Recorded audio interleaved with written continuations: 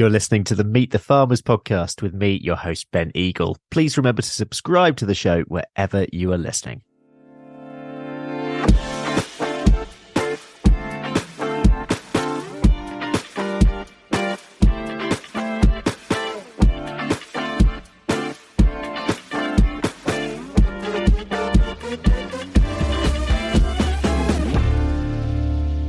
Hello, everyone, and welcome to the Meet the Farmers podcast with me, Ben Eagle. Today, we're heading to Ayrshire to meet David and Cora Cooper, who farm sheep on around 5,050 acres of hill land. David set up the farm from scratch in 2004 when high land prices in his native Devon drove him north to Scotland. And he was just 17 when he purchased his first 460 acres on the site of a former open cast coal mine. And both David and Cora, they've had to replace topsoil and reseed the fields. So looking forward to hearing about that story. David and Cora now run 2,200 pure Welsh mountain ewes and 1,300 pure Herdwick ewes using Welsh mountain and Herdwick rams. They're bred for their hardy nature and their system is very low input with a grass-only diet. Lambing takes place from late April, and David and Cora's target market is going to Europe. They're looking at the UK's Muslim market as well, cultural cuisine styles that favour lean lamb meat, and they're selling direct to the abattoirs in Carlisle and Preston. There's also an agricultural fencing business included, which has enabled the couple to expand the farm by more than 4,000 acres since 2006. David and Cora, welcome to the podcast. Thank you for doing this. This has been a long time in the making. I think this is probably the third attempt for us to do this. Thanks for having us. Sorry, we're such a nightmare to tie down. Oh no, I think it definitely works both ways. It's been me as well. So, I mean, first of all, give us an idea of the landscape that you're farming in. Tell us a little bit about your part of Ayrshire. It's quite a rugged, harsh environment. It's very beautiful, but it is a very harsh hill. It's very, very windy. It's very rough, but we love it. It's notoriously a tricky part of the world to farm in. And we just feel like we're just trying to make the best of what we can here. And also, most of the hill is in an SPA and a triple SI. So again, that adds another extra set of hurdles in the way that you farm it. Yeah. Non-farming listeners out there, that special protection area and site of special scientific interest. We've got two acronyms in there straight away. Let's go back. I'm really interested in hearing the story of how you came to the farm in the first place. But let's go way back first of all, and just give us an idea for both of you of what life was like growing up. When I was younger, I was not on a farm. I didn't grow up on a farm, but my grandparents had a farm, so I was on and around farms from a young age. So I always had an interest. And that's kind of what planted the seed inside me to decide that one day I would somehow figure out a way that I could farm somewhere. So yeah, I kind of always had a bit of farming blood in me. But Cora didn't. No, I didn't at all. I never set foot on a farm until I met David, and never imagined myself living in the countryside, let alone running a farm. Not from a agricultural background at all. Went to school and university in Glasgow, very much a city girl. And then met David, and the rest is history. I think for us, I came into the business after we had our first child, and there wasn't any childcare options in our village, and we don't have family nearby. So it forced our hands probably to go into business together, and it's the best decision we ever made. But I don't know when we would have arrived at that decision if we hadn't been forced to, because it's really scary giving up a secure paid job in an industry where you know what you're doing and you're good at your job to go into farming. for me, which I knew nothing about. So that was a challenge, but I think I've risen to it. So Yeah. Can you actually just take us almost through that decision-making process? Was it very much well, this has to happen? Or was it, let's weigh up all the options? Are there other options? Or was it, let's definitely go down this line?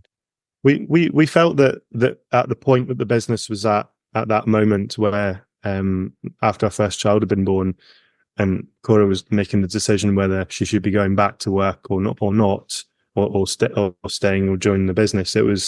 We felt that Cora had a lot to give to the business, and the business had an awful lot to gain from having both of us spending full time within it. So it kind of just made sense, although it was pretty scary and we weren't really sure how it was going to pan out. We just knew that at that moment it was the best use of our time, and the business needed 100% of both of our time in order to go on to the next step.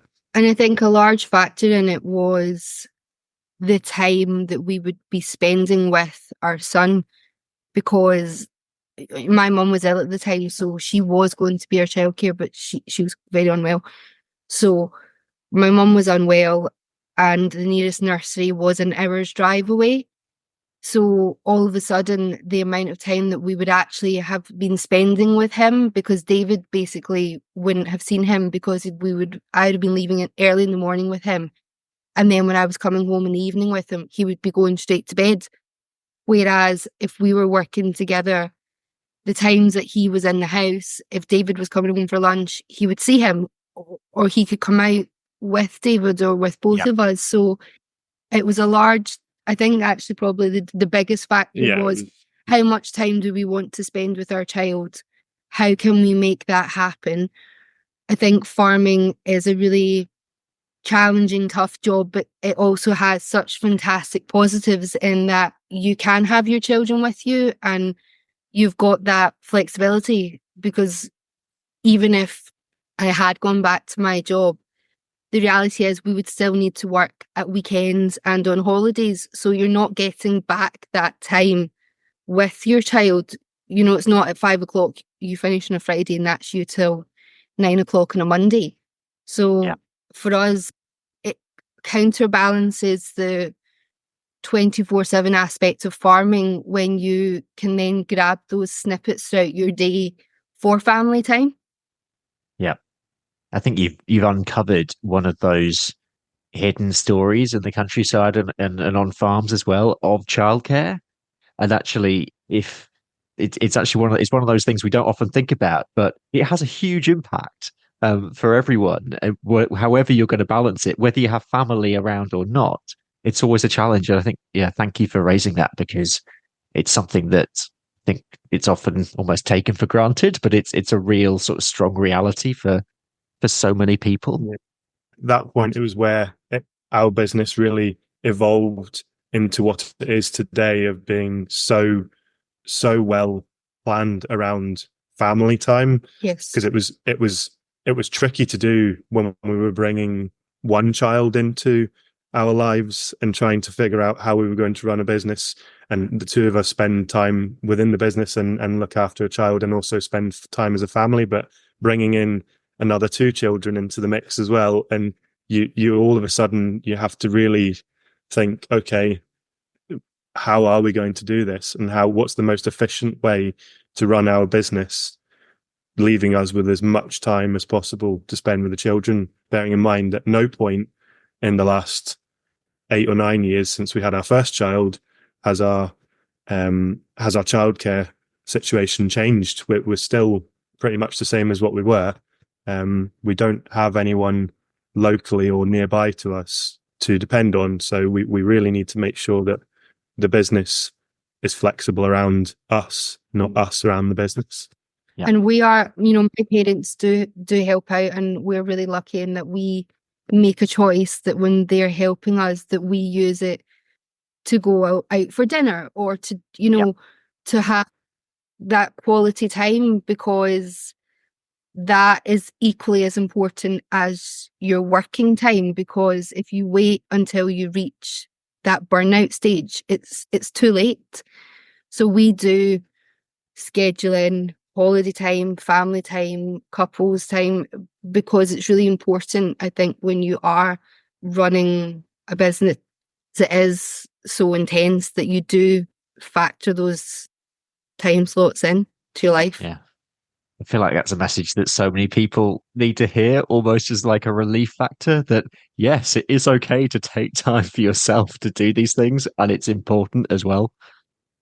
I think Cora's highlighted quite an important fact there, is that we actually would like to think that we do use any childcare that we do have, we try to use it for ourselves and not to spend time working, if that makes sense. So we're not employing, or not what they are employing, we're not using or depending on Cora's parents, for example, to watch the children so that we can then go to work. We're using that to make sure that we've got time to do something together, because otherwise if you used every small opportunity that you had to do something work related, you would never get the chance to do something else. So it's the business really has to be sitting at the back in the shadows, really, and do its thing and be very, very flexible around us and our family and our time. But I also think, I mean, before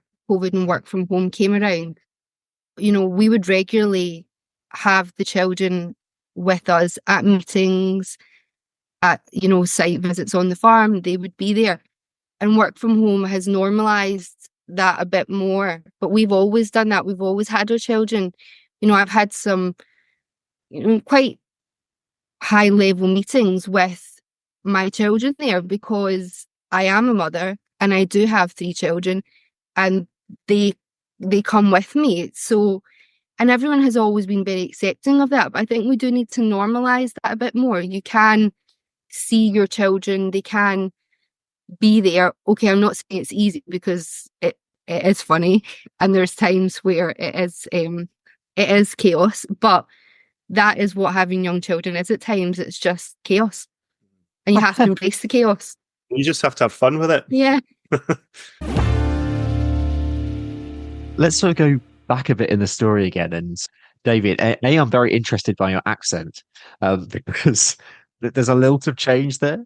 Tell me about how you came up from Devon, and why did you move up from Devon? How did that happen?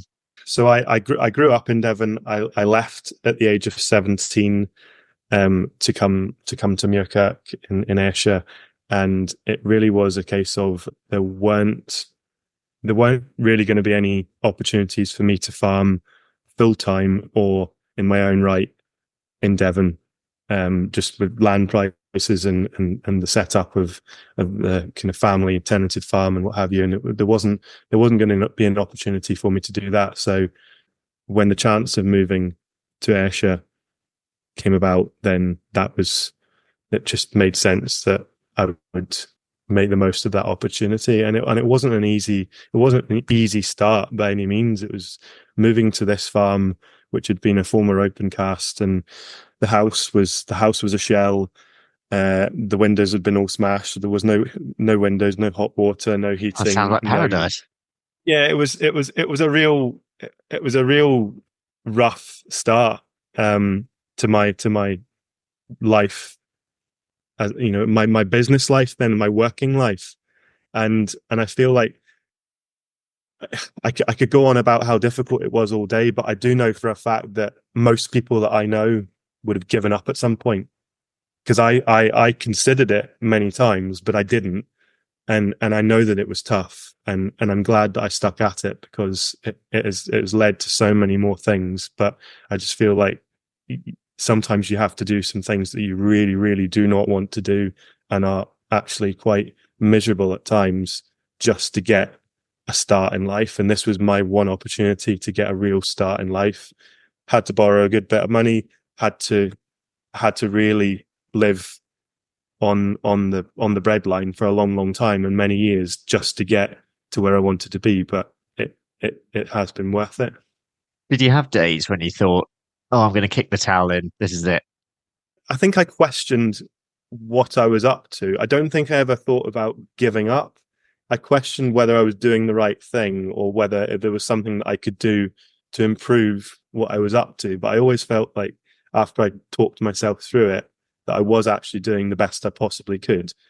And I felt also because there was always so much to do in the early, well, there still is always so much to do, but I was never lost for jobs. So because I was so busy, I never had to really think about, oh, what am I going to do today? It was just, there was so much you'd done.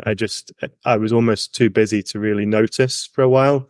And the just keeping myself busy and just putting my head down and getting on with it was probably the answer to it. Maybe not the kind of best advice to give somebody, but actually I was happy in what I was doing and it was working for me. And I knew, and I did have an end goal, and I knew that what I was doing was profitable. It's just, it was at such an early stage that for so many years, you never felt like you were getting anywhere, but really in reality that there was a snowball effect happening. It was taking a long time to get there. Yeah. I think there are so many good messages in there, especially for people who are early stages of running a farm, of starting a farm, of running a business of any kind, actually. It's that real resilience, isn't it? And sticking with it and keeping going and believing in the long term. Mm-hmm. Yeah. The not giving up is so important, because there's so many points in your journey that it might not look like it's ever going to work or you're doing the right thing, but everybody goes through stages of that. And I think that's where it weeds out people that do eventually get to their destination and ones that maybe don't and give up somewhere along the way, because if you give up at the wrong point, you may have only been 6 months from realizing that you were absolutely on the right track. But if you don't stick at it, you'll never find out. So I did feel that at certain points and certain milestones as I went along the way, that I knew for sure that I was on the right track and we were doing it right. Tell us about some of those practical steps, some of the things you had to do to bring the land back to life in those early days. The biggest challenge was definitely that the original farm here was a former open cast. So a big part of the farm had been dug up and not reclaimed the way that it should have been initially. So when I first came here, there was a lot of bare subsoil, and the topsoil was still stored in big heaps on various places on the farm. So it took a while to get money released from an insurance policy from the former coal company to get some of the work done, which then was passed on to the council's responsibility for getting it done because the coal company had gone bust. So there was a lot of things went by where it seemed like not a lot was happening, but slowly we were getting topsoil spread and a bit of reseeding done. But there was a limit to the amount of money that was available to do that. So when that money dried up, it was then just left really down to me, because there was no one else to turn to help fund it. We basically just had bare land with topsoil spread about, pretty poorly drained, not a lot of grass on it, poorly reseeded, and not well fenced either. And I just had to start to fence it off and subdivide it and graze it with sheep in a manner that was regenerative. And hopefully, as time went on, those fields would improve year on year. So just continued that method for, well, that's 20 years now.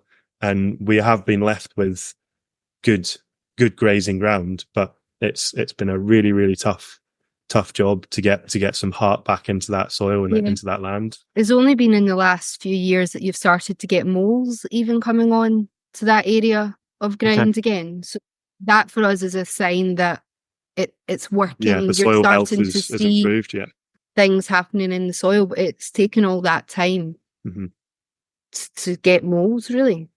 But looking around the side around here, where open casts are quite common, our farm here is probably one of the only examples of how well it could be done. And there are a lot of examples locally of the land that has been reclaimed and then not managed or managed poorly or incorrectly, and it's basically gone back in quality. And once land gets to a certain point, it's very, very difficult to get it to return back to something good again. So I feel like we've set quite a good example of what could be done and what should be done in order to retain what very little land we have in the UK and put it into positive use for agriculture. But also it's the sheep have played a key role in it, but the sheep are also productive. So not only are you seeing the land come back and the wildlife come back, you're producing a quality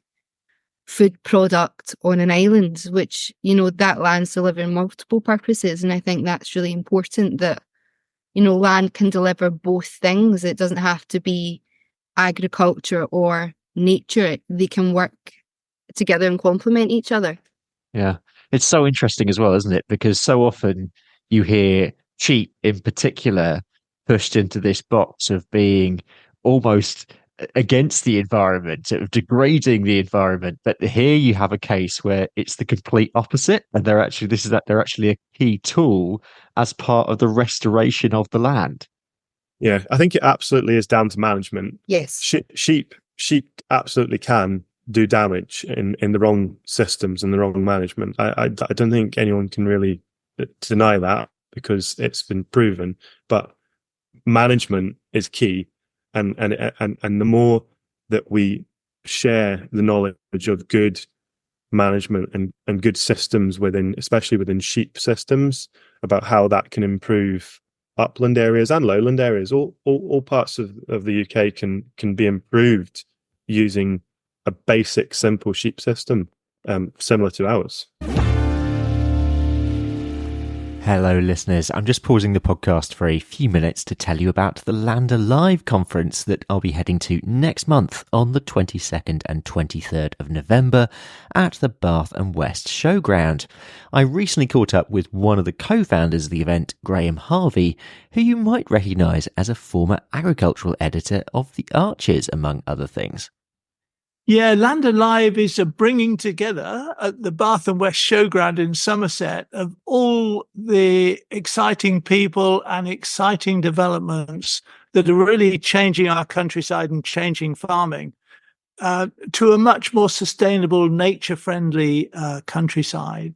It's going to be a 2-day event. It's going to be at the Bath and West Showground, and we're bringing together some of the leading people behind this regenerative farming movement. We've got people like Caroline Grindrod, who's probably one of the leading developers of the whole regenerative way, not just of farming, but of living.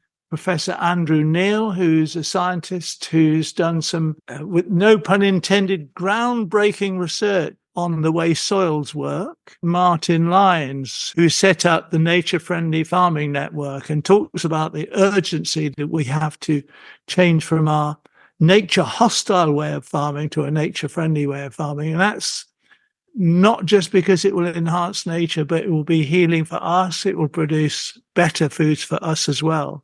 Nikki Yoxall, she's farming up in the Highlands of Scotland, but she's also head of research of an organisation called the Pasture-Fed Livestock Association, Pasture for Life.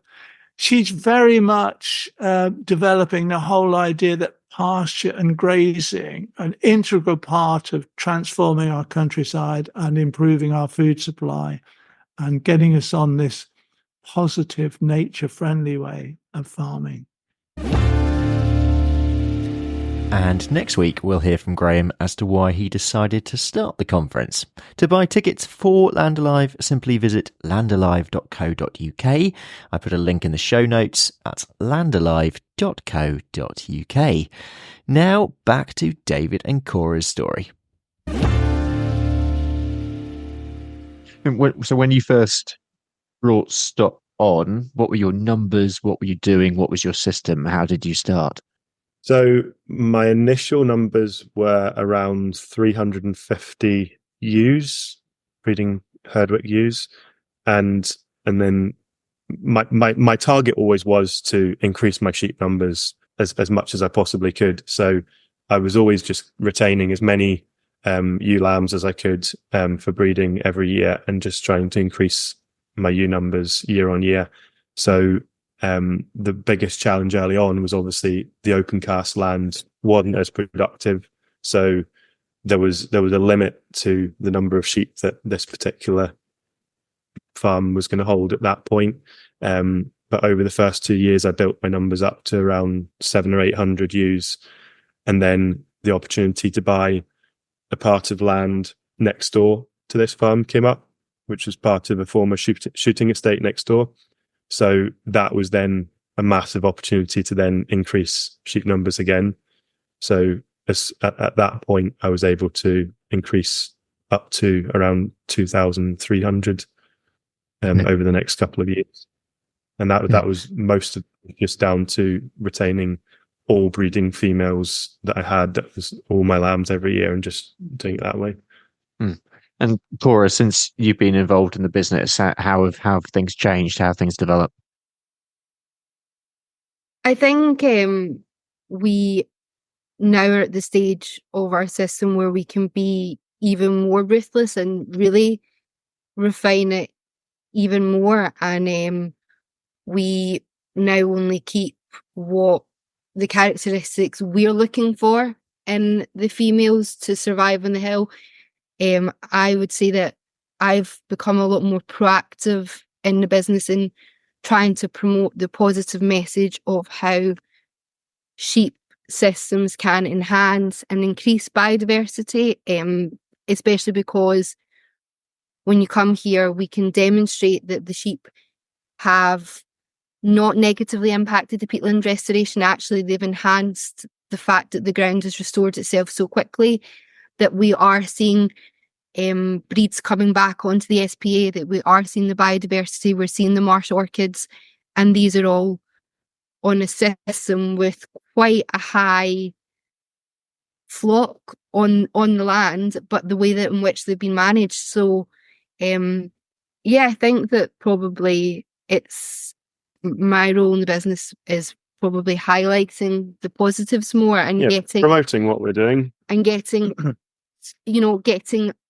out there, because I think it's really easy in farming to stay in your safe space and not really lift your head up or go anywhere different, whereas I think actually that's exactly what we need to be doing.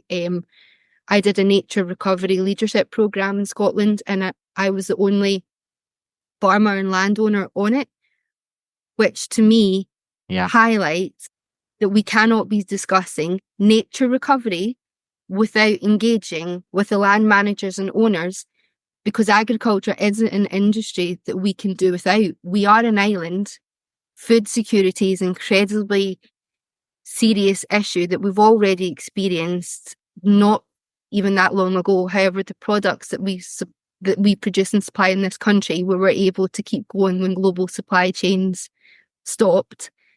I think that that's what we need to be doing. You need to be going out and embracing these industries where maybe sometimes the perception is we're working against each other, but actually we're not. We all want the same thing from different routes, but together it's much more achievable while still producing a quality product that people can eat, whatever that is, on an island. I think, we really need to get back to that. I think it's sometimes that message has been forgotten, that fundamentally we are on an island and we still need to have food security. So that's I'm quite passionate about that. Yeah. I really want to dig more into what you are doing differently in terms of your sheep management, especially with this habitat management idea, and especially also I'm interested also in your peat bog restoration work as well. But again, just pausing on this, because again, I'll say it again, sheep are so often associated with degradation. So messages to all sheep farmers out there, but anyone who's perhaps listening with that mindset, what are you doing differently, and how can things be done differently in terms of land management with sheep? So for the type of land that we're on, which is kind of upland hill environment, 90% of our farm is Region 3 land, which is obviously a Scottish thing, but we're mostly SPA and SSI hill land. So quite sensitive land, and we're actually quite highly stocked for as a rule, probably for especially this part of Scotland or this part of the UK as well. We're quite highly stocked for that acreage, although the way that we are running the sheep on the land, you wouldn't think that we were. If you were to walk around the farm, you wouldn't necessarily, well, there's a lot of sheep here, or there's not a lot of grass here. It's the way that we are using large mobs of sheep to graze smaller sections of the farm one at a time, and then moving those sheep in a rotation round the farm, giving plenty of rest to the areas that they've already grazed. So they'll graze an area of, whether that will be in by improved land or it will be hill land or whatever. A large number of sheep will graze that area for a set amount of time. It can vary depending on the size of the enclosure and the number of sheep that are in there, but you get an idea of how long you should graze for. So you're looking for trampling and dung being left behind, and you're also wanting them to graze. So you want them to take some goodness from that, because at the end of the day, what we're trying to produce is meat and lamb. So we need them to graze as good quality and poor quality grasses. You want a bit of everything, because you're trying to improve everything as a whole.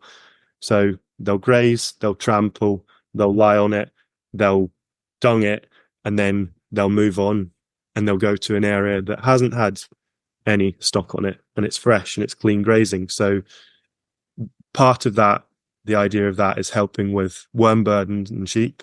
So they're moving to fresh grazing all the time. So our worm burden is very, very low. We've only dosed lambs once this year. So, and we don't dose our we don't worm dose our ewes at all. So this constant moving to a fresh area of land is really, really good for health of the flock.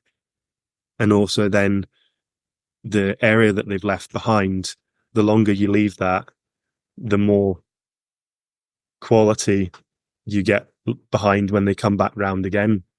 So it's quite a simple system, but I think it's not necessarily the easiest thing to implement if the sheep are not used to that kind of system, whereas our sheep are used to it because they're already in this low input scenario where I've for years and years I've been weaning them off of all types of medicine and other products that we historically needed to use to keep them healthy and fit and basically keep them alive.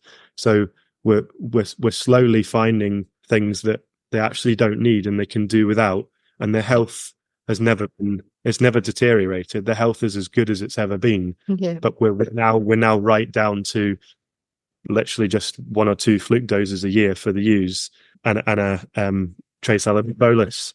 So it's but that didn't happen overnight. It's taken us 15 or 20 years to achieve that goal, and that has then also coincided with us wanting to go to convert to organic, because I wanted to do it when my sheep weren't getting a shock from a change in system. Whereas I think a common theme of people converting to organic is the first few years can be a bit rocky because you're managing a system that's not used to being managed that way. Whereas our sheep are already organic, but we're not certified organic. I wanted to get there first and then have a nice smooth transition into being organic, so that it didn't affect our flock, because the health of our flock is the most important thing.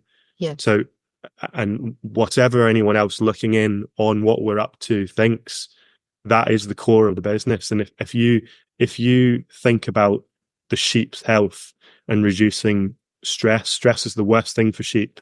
If you can reduce stress and improve their health, everything else will fall into place. They will do everything else for you and look after you and look after the land and improve the land everywhere they go, and they will always be happy. But you have to get that bit right. And I think that's another big part of why we're striving for a single lamb. We are actively on a mission to try and get as many single lambs as we can to again limit that stress on the ewe. So we do naturally still get some twin bearing ewes. You always will, but we do feel like genetically you can suppress that, and that's been through management as well. So I think that's a really important part is, producing milk.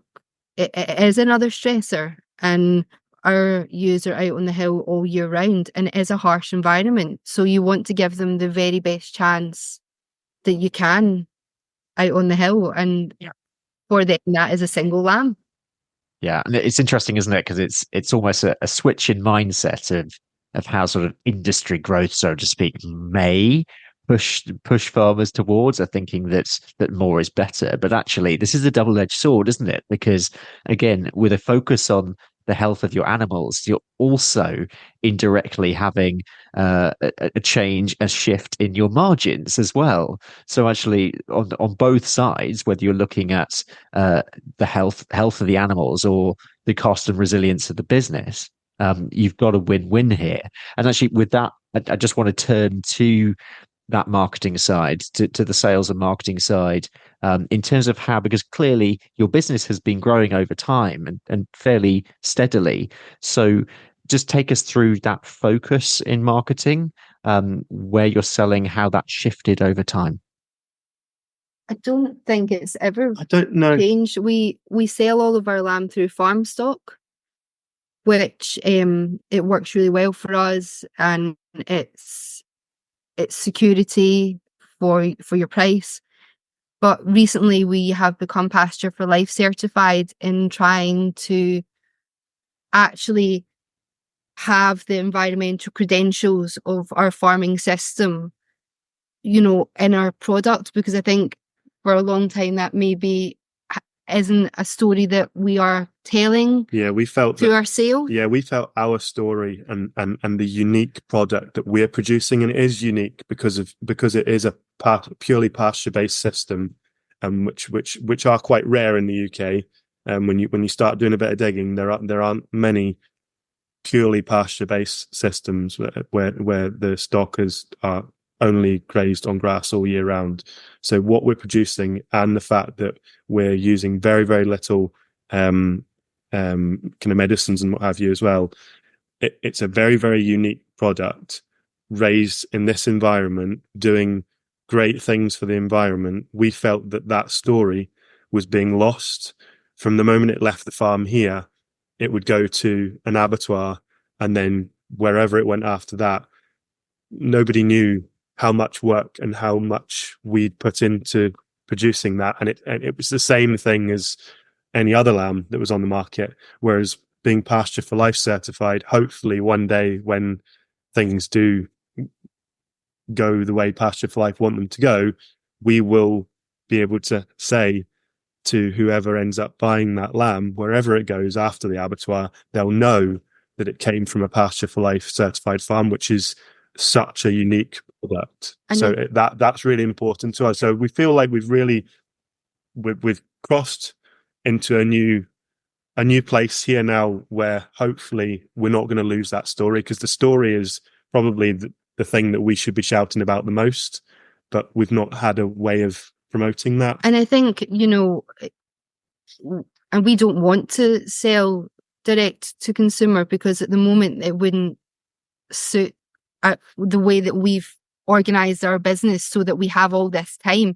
And that's the beauty of selling through farm stock. But I think Pasture for Life are doing such a fantastic story of telling the importance of pasture grazed meat and the impacts that it has on biodiversity, and we're really excited to be a part of it. And we've only been certified just over a couple of months, but everyone at Pasture for Life is so friendly and so welcoming, and it's really enjoyable to be a part of it, and we're excited to be a part of it. Yeah, it's nice for us because we kind of had been Pasture for Life. Our business has been Pasture for Life for 20 years, but now becoming actually certified is just a step in the right direction for hopefully telling that story more. Yeah, so I remember going to into their tent at Groundswell this year. So at the end of the first day, and it was just, there was a real like party atmosphere, such a community, and there was a real optimism actually. And it's interesting how you say, you said if the direction goes in the way that they wanted to go, because they are really focused, and I think there is, from an outside perspective, it does look like there is a real growth and optimism in that area. I think that there's starting to become a shift already in that direction, and I do think we will see positives from this, and over the next few years, I really do think there's going to be a huge shift towards this.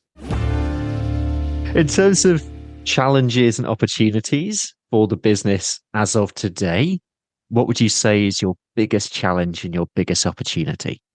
I mean, I think our time is always a challenge, but I think that'll be the story of our life, won't it? Mm-hmm. Mm-hmm. Just not enough hours in the day to do all the things that you want to do, but I think that's probably most people's challenge.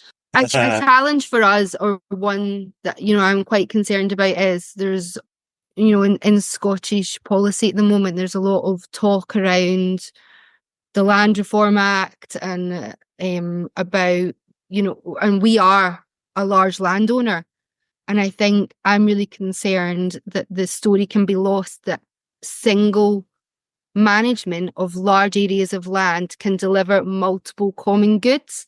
And we need to be really careful that we don't dilute that, because in our system, we would not be able to deliver the benefits that we are delivering if it was under fractured management.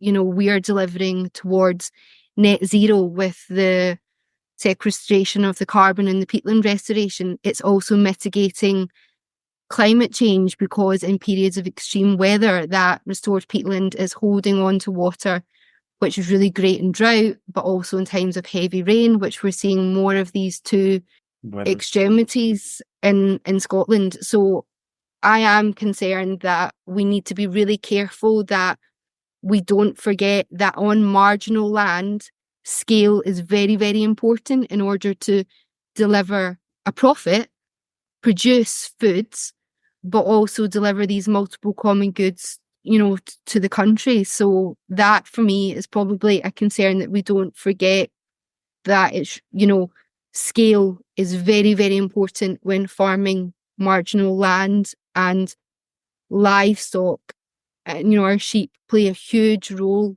And I think that if, we see stock going off the hills, that is not going to help towards the biodiversity that governments are pushing for, because an impact on the loss of stock will be the loss of wildlife and nature as well, because, management enhances nature too. Well, what about opportunities though, in terms of the future? Where would you like to take things? As far as what we have and the land that we have and what we're doing at the moment, we still feel like the farm has got so much more to give. We are definitely not at capacity for sheep or what we can provide for nature and the environment. We feel like there's so much more we can do with what we have. And we're noticing this the more we get really, really into mob grazing and the managing of the areas of the farm. We're noticing huge improvements that then result in more grass, which means then we need more sheep to manage the way we do it. So we're actually getting to a state where the only way we can continue managing the way we are is we need to increase our stock numbers. It's really exciting because I can't see a limit at the moment. I don't see a ceiling in front of us that we have to work towards and then stop, because I don't know where that is, because the more we do, the more we improve. And yeah, it's exciting. So that's the stage we're at the moment. And it feels like as long as we're improving our infrastructure every year, and getting more areas fenced off and for easier management, and slightly increasing our stock numbers every year, and continue to manage our grazing and our moorland management in the way that we will always keep moving forward. Oh gosh, I could keep talking to you all day, because I think your business is truly, honestly, it's inspiring, mostly for me because of the way that you frame it. And the thing I'm finding interesting is the focus of the growth isn't necessarily on the growth of the stock numbers themselves, even though, again, that is an offshoot of this. There are all these other layers to how you manage the land and those objectives that you're trying to achieve, and then everything else happens as an offshoot. But I do have a few questions before we wrap up. The first of which, they're all fairly short, but the first of which is, if there is an aspiring sheep farmer out there, or a new entrant, or an early career person working in the sheep sector, a message to them from you, what would you say based on your experience?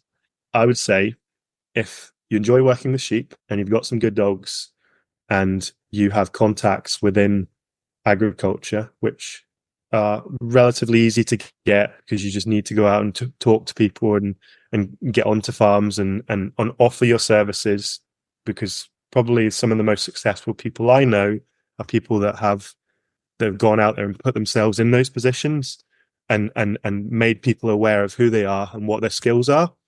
You can build on your skills as you go, as long as you have an interest and you have a desire to work hard and put your head down and get on with it. You can achieve anything.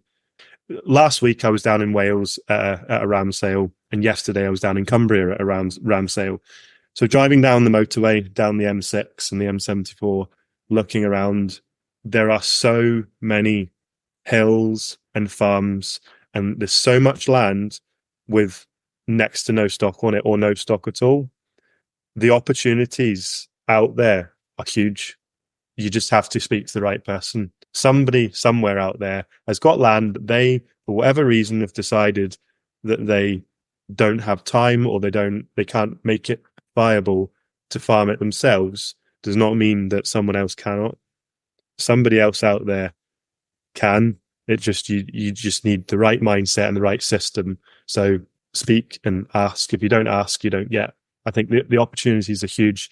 And what I saw yesterday gave me the same kind of enthusiasm I had when I was 17 and I started on my journey. And when you're that age, you've got so much energy, and you don't think about other things of, well, how am I going to fit that around a young family or whatever? Because at that age, if you don't have any responsibilities of that kind of side of your life, you can just throw everything at it.